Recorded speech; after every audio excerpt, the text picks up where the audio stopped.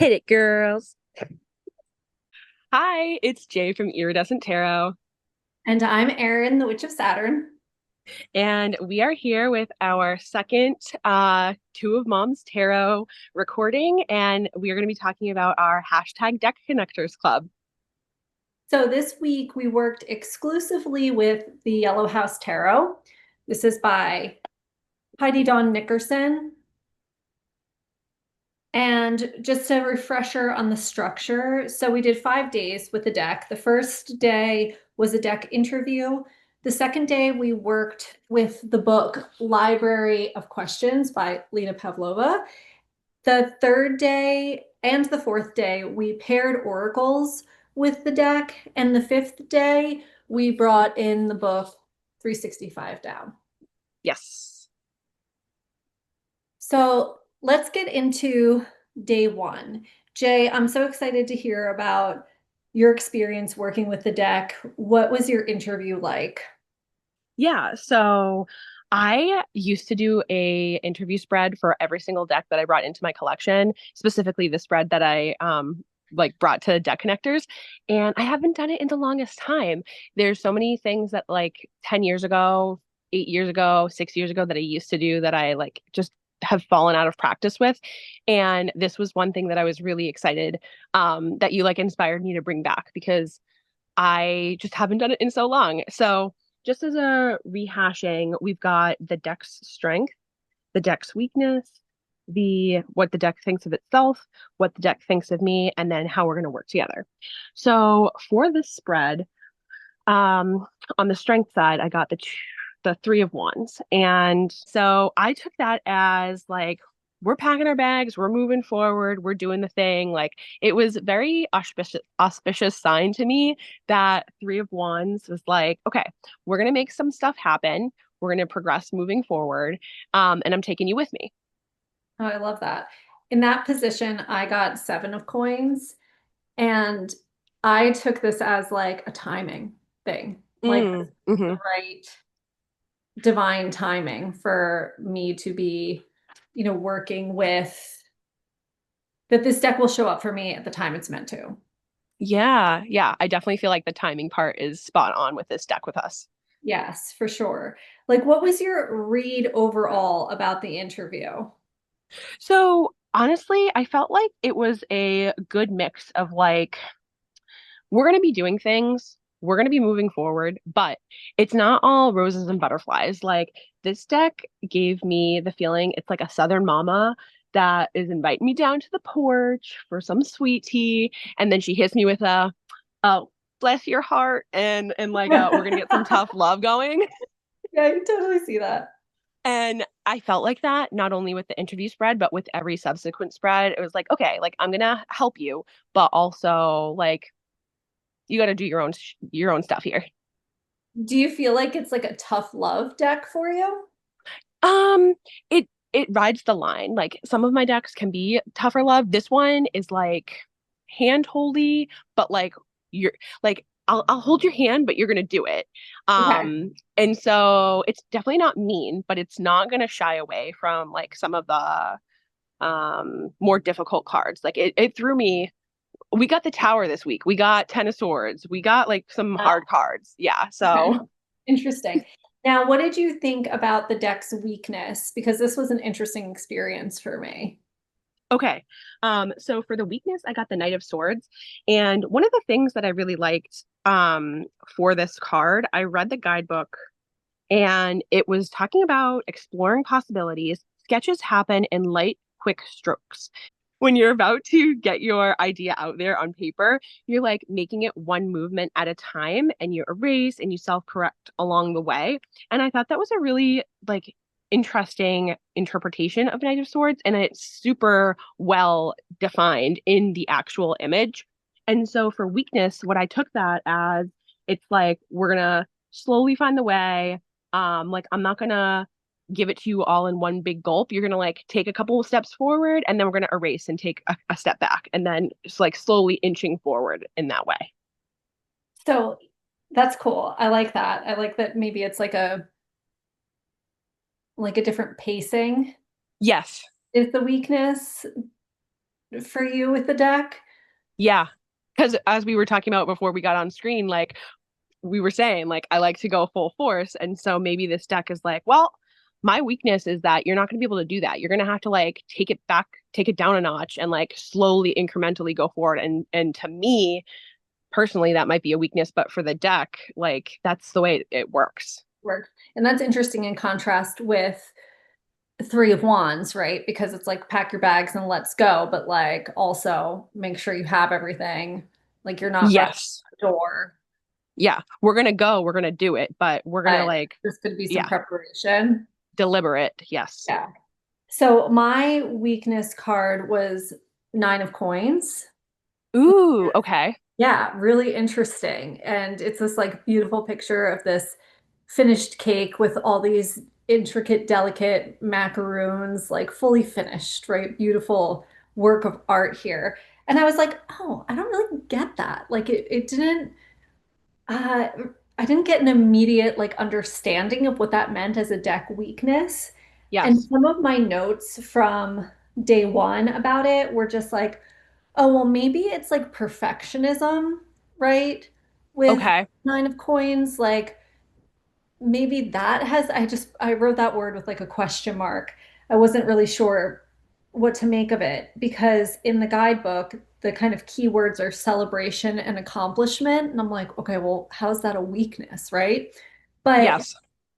I actually came to understand it more fully in day two when I did a spread with the library of questions and I picked the rage spread in there Uh-huh. because Perfect. originally I thought that this deck was going to bring up like some of the issues that I struggle with in my personal life regarding the mental load of motherhood and running a Yes. house. And so I was like, okay, well, let's explore that with this. Like, how great is a rage spread, right? It's here. I'm holding up the picture. It says, what am I angry about and what else? What can I thank these feelings for and where should I channel them to? Was the spread. But what showed up for me with that had really nothing to do with what I thought it was going to be. And it was like a very specific situation, interaction that had happened just like the night before with my mom and I, like this Mm, generational patterning with how we, her parenting versus the way that I parent and what's passed yes. down and what's mine, what I want to keep and what I want to get rid of. And Hmm. I was like, oh, this makes so much more sense with Nine of Coins now because it's Nine of Pentacles. I always relate because of my astrology profession. Like I always relate everything. I cross over tarot and astrology a lot. And Nine of Pentacles is Venus in Virgo, which is super particular, right? Like super specific, nitpicky kind of energy of like beautification through critique. And even in traditional Rider Waite, where we see the woman in the garden with the hawk, it's like the Yes. hawk is there to clear out the pests, right? Like the Mm, hawk is there to help keep the garden pristine and perfect. And it's like, so in that way, it seems like this deck to me, the weakness might be that it's just like very specific to certain situations and isn't going to give me this like really kind of broader view is kind of how I interpreted the weakness. Does that make sense? it does. I think that having to take in the context of like the spread the next day and relating it back to like what happened with you and your mom, it like gave it a fuller, more vibrant picture of what that card was trying to tell you. Yeah, the context of it Yes. was interesting. I also, can I add like my own little interpretation? Yeah, of course.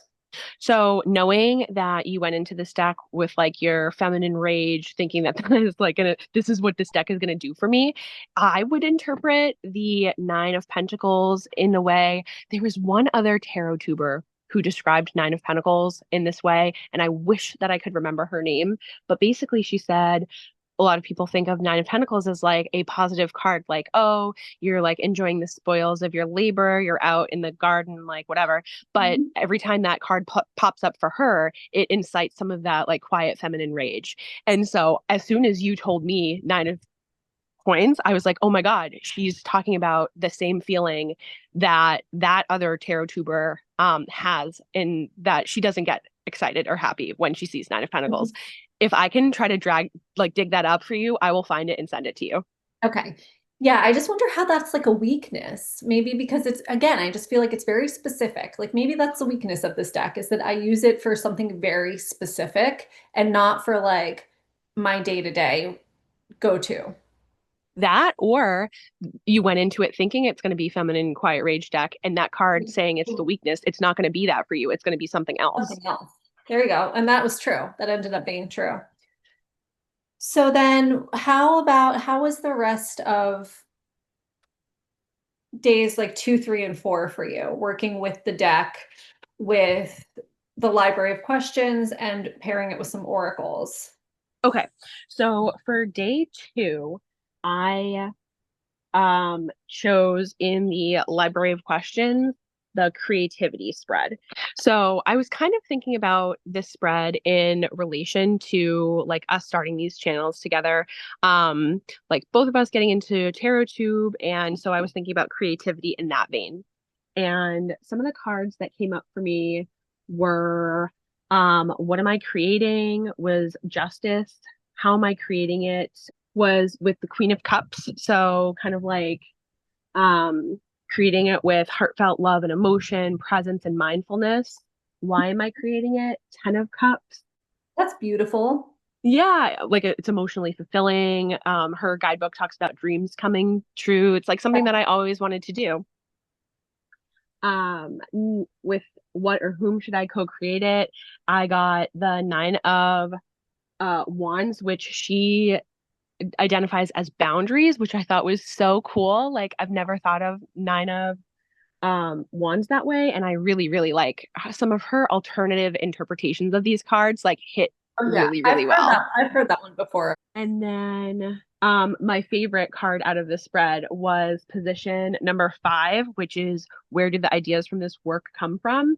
And I drew the sun. Hmm. So I really had like a big moment because after I was like digesting this spread, I took a picture of the sun card, and that was the card that I was going to post on my Instagram. And I was sitting outside like thinking about it, and up 2 feet away from me pulls a little tiny hummingbird, and she's like floating next to my head, and I heard the buzzing, so I like turned and looked at her, and her body was like sideways, and she turned and looked at me like we were making like such intense eye contact. Had a moment. We had a huge moment, and I was like, oh my God, like this feels like it's messages on high. And so that was like, I'm gonna write about that card as messages on high. And then later that day I was watching Krista Chronicles um flip through a Verdance tarot, which should be coming for me next week. And as she got to the sun card, it was a hummingbird on the sun card, and I crapped my pants. Like instant confirmation from the universe. Yes, I had such a moment, both when I made eye contact with the hummingbird, but then also later when the sun card had a hummingbird on it. So that was super special to me, and one of my favorite parts of this week working with this deck. Oh wow, that's great. I had an interesting theme come up through those days where kind of the place of this deck in my life became very clear to me.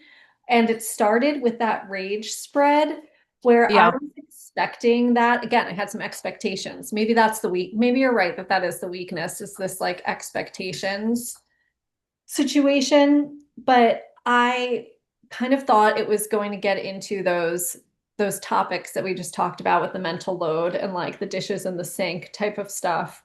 But what came up for me was definitely more about ancestry, heritage, and this kind of, nature versus nurture and what's passed down. And I was kind of blown away by that. Like, wow, this is like a way touching into something way deeper for me. Yeah.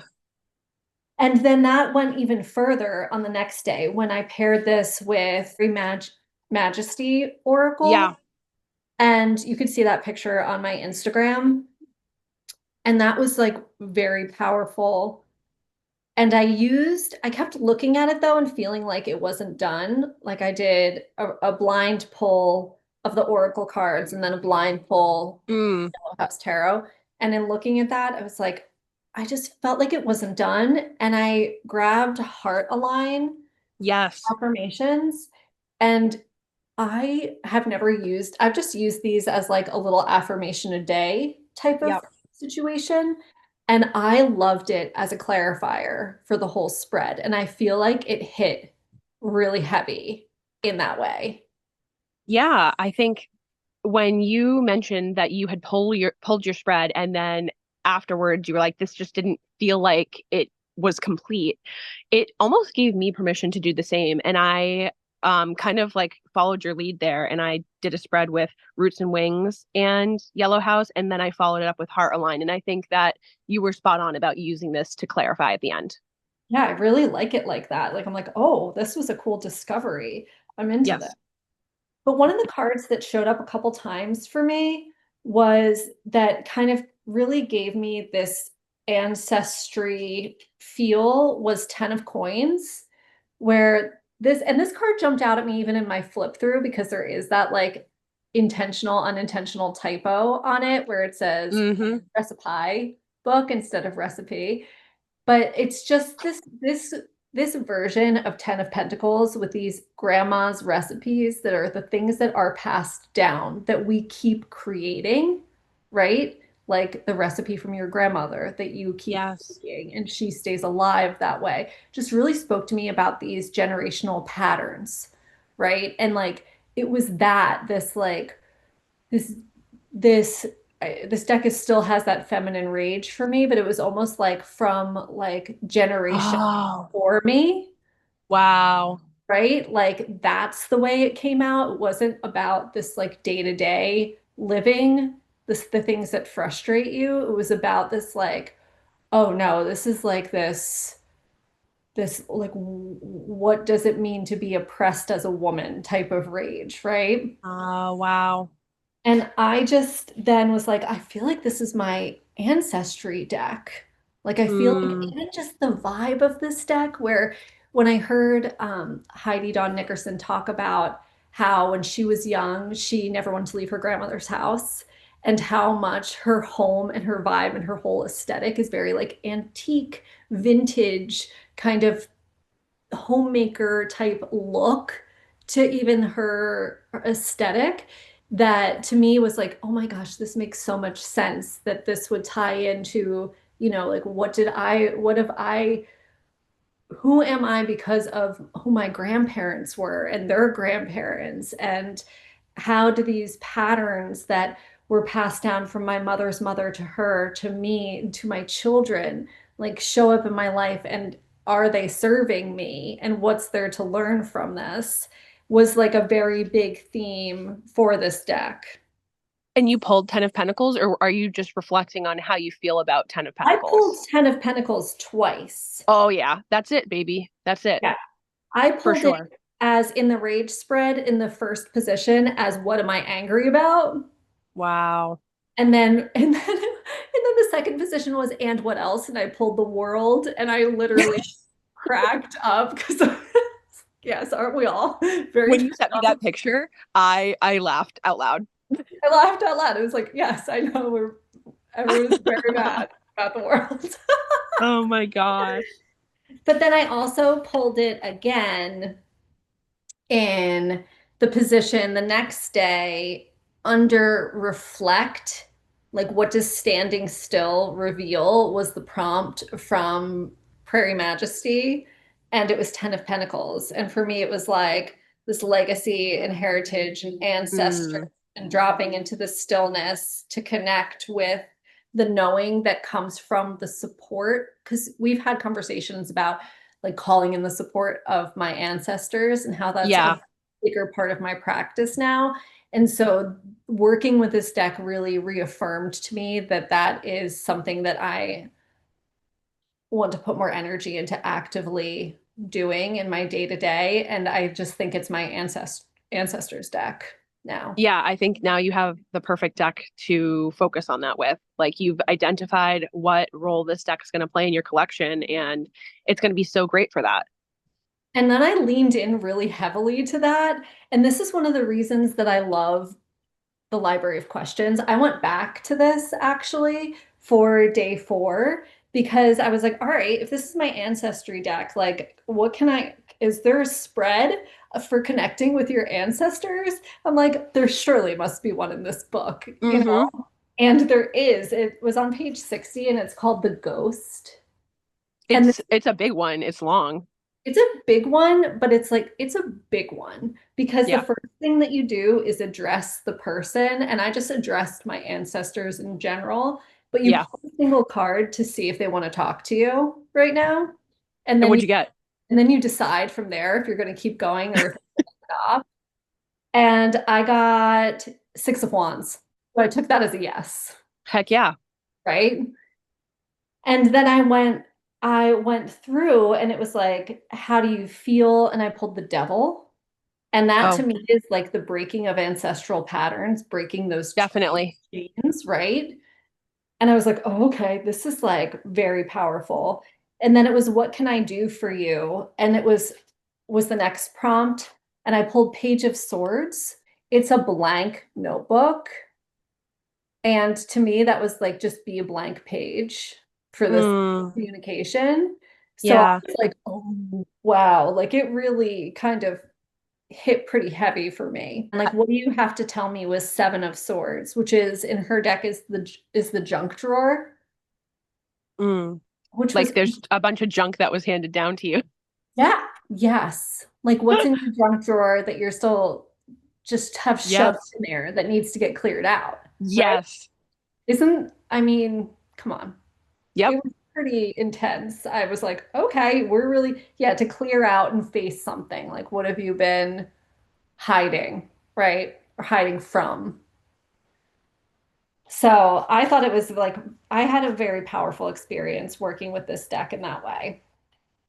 I love that for you. Yeah, it was really cool. Did you have anything else about your days 2, 3, 4 besides the So, like, magic of the sun and the bird? so just to touch on what I worked with, I for day 3, I um paired it with the Roots and Wings Oracle. And then, like you said, I added on the Heart Align at the end to clarify. And without, like, I don't want to get into all the details of all the spreads because we'll be here forever. But that was like a nice, lovely spread. And then day 4, I paired Yellow House with the Soul Space Oracle, which I haven't used this in so long, but when I was looking at things to pair with it, it just like stood out to me as something that would match nicely, and it really did.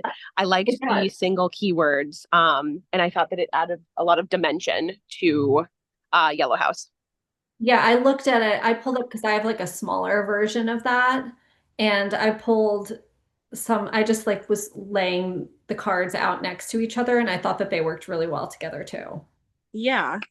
And then day 5. So, do you want to touch on day 5, or are you still Yeah, no, we okay? can let's do it. So Oh for yeah, day you 5, got eight. You got the tower with shadow on that spread. yeah, that's what I'm saying. Like I ended up with some heavier cards, especially that spread. Yeah, Like, King of Cups with visible and 10 of Swords with divine is really, yeah, yeah, it was heavy. yeah. Wow. Hence Cool. why I'm skipping through that spread. I'm like, Yeah. oh, let's not talk about that one. Lots of remember that. So, all right. So, That's Dave. that's one for the diary, my friend.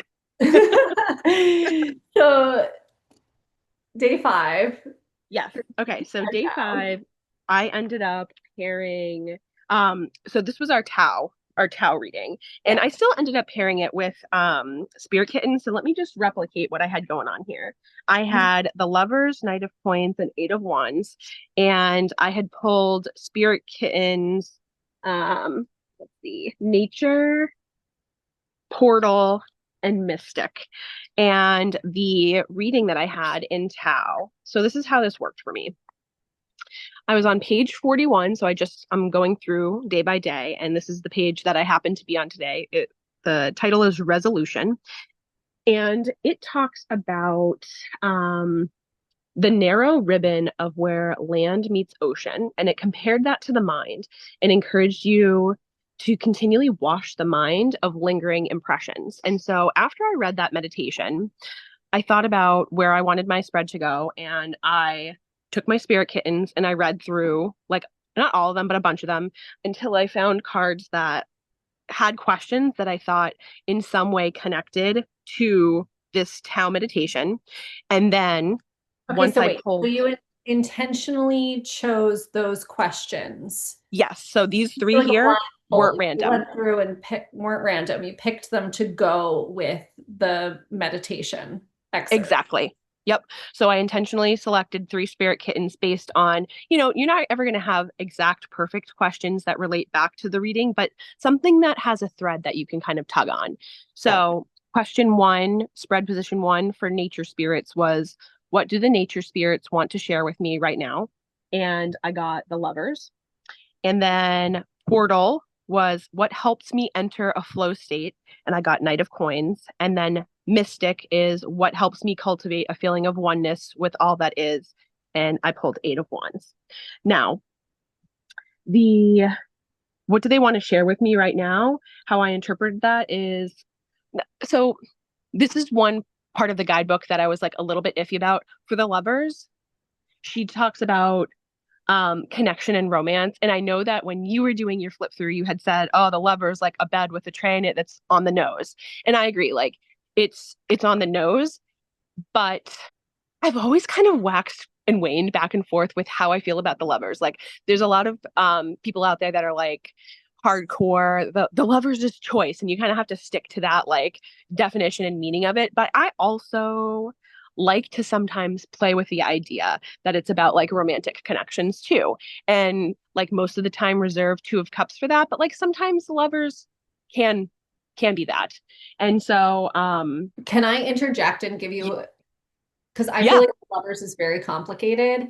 And the yes. way that I bridged those separate facets of the card, right? Because I agree there is the facet that's like there's a choice. And so if you have like a relationship reading and you pull the lovers, it's not always the most positive card. Yeah. People who read it that way will say. But then there is that like obvious it's called the lovers. So there has to be this like Yes. on the nose definition, which we see here in this deck, Yep. right? But then the way that I kind of look at it, and this card, I just feel like it's a really hard one to like pin down, which makes sense because it's Gemini. It's all over the place. It's really about duality. And Mm, that's where both the choice comes in and the partnership. And the way that I view the lovers is almost like a symbiotic relationship of like what you breathe out and what you breathe in.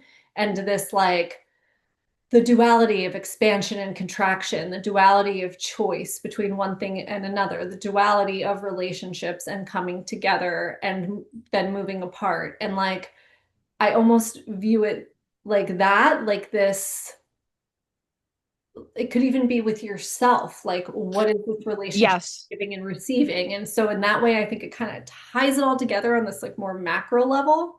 Yes. When you're saying that, that totally ties in with the duality and the waxing and waning with the Yes. ocean meeting the sand. Yeah, Yes. exactly. The ocean and the sand meeting. And what does that look like? And then there's always this like this not necessarily choice, but this like coming together and pulling back apart, and some of the land goes back with the ocean, right? And like how they merge back together and how they separate but they never fully part because of the merging that happened. Like it's like more of this really really big card.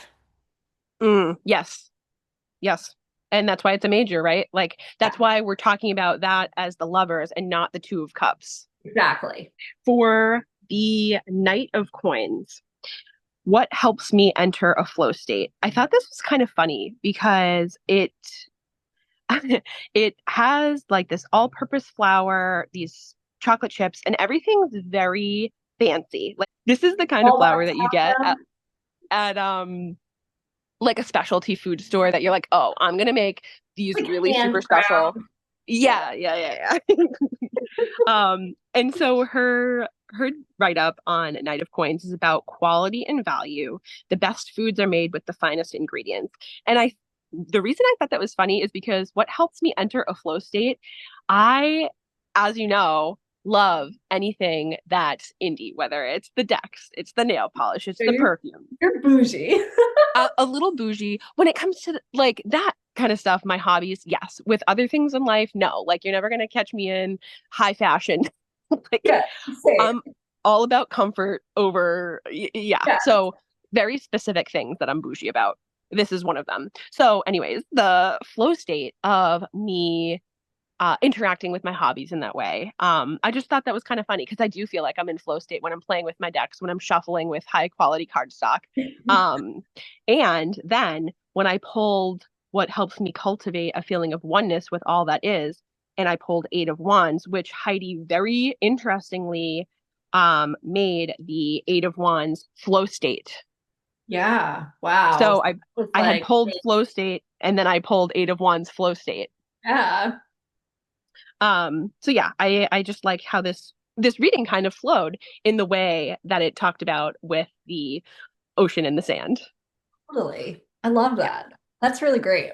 And I love how you use those spirit kittens. I really need to get those. Influenced. Oh, yes. Jay made me do it. Hashtag Jay Uh-huh. do it. So on okay. So for day 5, I Yes. actually went off of I haven't been working with this book as long as you have. I'm not sure exactly like do I want to move through it day by day, right? Hmm. And then I noticed in the back for the first time, I noticed that oh, there's an appendix called a guide for daily reading and they give you the dates that correlate to the passages. And I was like, Oh, okay. how handy is this? I will just pick the one for September 2nd and I will do that one. Right. Nice. So I did that and it was on page 245 and it's called Garden. And I thought that this was so on point with this deck because something that I love about it is that the suits are like cups are tea and coins is baking and swords is art and wands is gardening like all of her loves these things that are a very prominent part of her life are like the suits um, Yes. and so for me this garden concept really tied in with the theme of the deck I thought was impactful and it basically said that there's this great comfort in growing your own food. You're close to the soil. You use the basic elements of water, sunlight, earth, air, and plants for your work, your sustenance, your pleasure. You nurture your garden from seedlings to mature plants, tending, pruning, weeding, which is also a throwback to that Nine of Pentacles. Mm, Year after year, you see cycles come and go from sprouting to harvest to withering to seeding again. And that to me, I was like, oh my God, these ancestral patterns, these cycles, right? Again, here we yes. see the cycle of birth to death to then what goes back to the land and what's grown from that. It's just this generational ancestral vibe, even in Yeah. this. And so I made my own spread for this where I did 5 cards. So I laid it out the same way that we did for the interview. And I did seedling, mature plant, and harvest as Mm, the central line. And then I did the gardener, like me, and what I needed to weed out as above and below. nice. So the And 5 card spread? yeah, I did a 5 card spread. So the first 3 for the seedling, I got Page of Swords again, right? Wow, you had Right? so many repeats. Yeah, I had a lot of Have repeats. you have you been shuffling? Yeah, this I've been shuffling. No, I just cut the deck into 10 cards and used those. Yeah, so I got Page of Swords. for the seedling. And then for the mature plant, I got the hanged one, which I thought was really interesting of this, like, especially with in relation to how I've been using this deck with like communing with the beyond Yeah. and the spirits, right? And this like whole different perspective, turning things upside down. And then for harvest, I got Ace of Cups. And for the gardener, I got Ace of Swords. So I thought it was interesting Okay. there were two aces. And Yep. also the Ace of Swords as the gardener with the seedling of what I'm planting with Ace of Swords and Page of Swords The being blank like page. the Yeah. blank page and then the tools, right? Yes. Yeah. What are you going to write? What's your story? Yeah, and then to weed out, I got time, which is the Wheel of Fortune in this deck, but I actually really like that she associates it with time, like this Yes. passage of time, and even just that notion of time being so, we're only in these bodies for a certain amount of time, but then like what's your legacy and what you pass down, and what is the definition of time really when it comes to, those recipes that you got from your great grandmother or something. Like it keeps time that's passed into the present. And I thought that that was like a very interesting card to pull. Yeah, and the fact that she depicted it as time as a clock, but it's an antique clock, which speaks to what you're talking about. Like it's old, but it's new. It's like old, but it's here in your house. It's what you're Yeah. living right now, but it's a relic from the past. Yes. And like, what do I need to weed out of my garden? Basically, for this, it's like time. Like, what am I devoting my time to? Where am I putting my energy? What is how am I utilizing that in a way that could be more productive? I don't know. I thought that it was like, it kind of moved me this last spread. I got a little teary in doing it. Mm, It was like very beautiful. I thought it was a really beautiful ending to this first week of working in depth with the deck. And I really just, I texted you and was just like, I love this process. Like, I just feel yeah, very connected to this deck now. Like, it works. Our idea yeah, that we had about how to do this, I found not shocking, but also somewhat surprising. I was like, wow, this really worked. Like, I really like this. I'm excited to do this again next week with a different deck. And, yeah, for sure. you know, Yeah, I think just the dedication of using and focusing on the one deck in front of you, it changes your relationship with the deck. And a week is not a long time. Like you could oh, yeah. replicate this process for a month and still not have it be enough time with the deck. Um, but it's a great start for me. Like this was a great start to the connection, and I want to see where else it takes me. I managed to read half of the guidebook. I didn't get through the whole thing, but like as a little side project while we were, in between spreads, we had Extra those two credit. extra days. I did Extra not know credit. we were doing extra credit. And through reading the guidebook, I also felt like that added to my connection to the deck. I think one of the strengths of this tarot deck is Heidi's ability to take some of the cards that you feel like you know in and out and then reinterpret them, reimagine them, rework them into something that's new.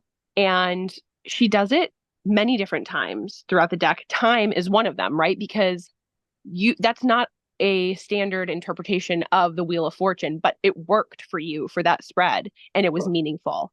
Yeah. Yeah, I agree. I really like that about this deck. Like, I don't know. I'm just at the point where that's kind of the standard. I want a deck that is going to give me a fresh perspective. Do I love a deck that's very pretty and aesthetically pleasing and fun? Yeah, absolutely. I like all of that. But I also want a deck that's going to make me think, that's going to Yes. reveal something that I hadn't previously considered, that's going to show me some new facets of the archetypes of the tarot. It's going to Yes. bit deeper. And I think that this deck definitely does that. And I'm really happy to have it in my collection. Me too. We're gonna wrap up, but there's one thing I wanted to touch on. I have had a couple comments of people excited to like kind of join along with us about playing with Deck Connectors Club. And so I just wanted to chat with you a little bit about like how people can get involved. So right off the bat, one of my thoughts was you watched the video and you can comment below and tell us what deck you worked on for week 1 of Deck Connectors Club and whatever your pertinent, important, special, fun, magical findings were. Just like hit on some of the highlights so that we can share in that deck connection with you. And that's like easy and open for anybody if you don't have a channel. Same if you post on Instagram, if you want to post pictures of your spreads, you can use hashtag Deck Connectors Club and just let us know what your readings are all about and how you're finding connecting with your deck.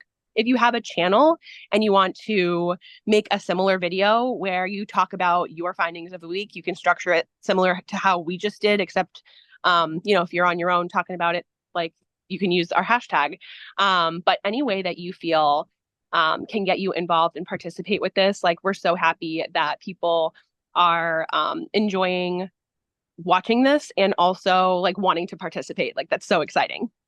Yes, completely agree. We want to know. We want to have Yes. more people to talk tarot with all day long. Yeah, exactly. So we can't get enough of it, and we hope that you're enjoying that with us. Yeah.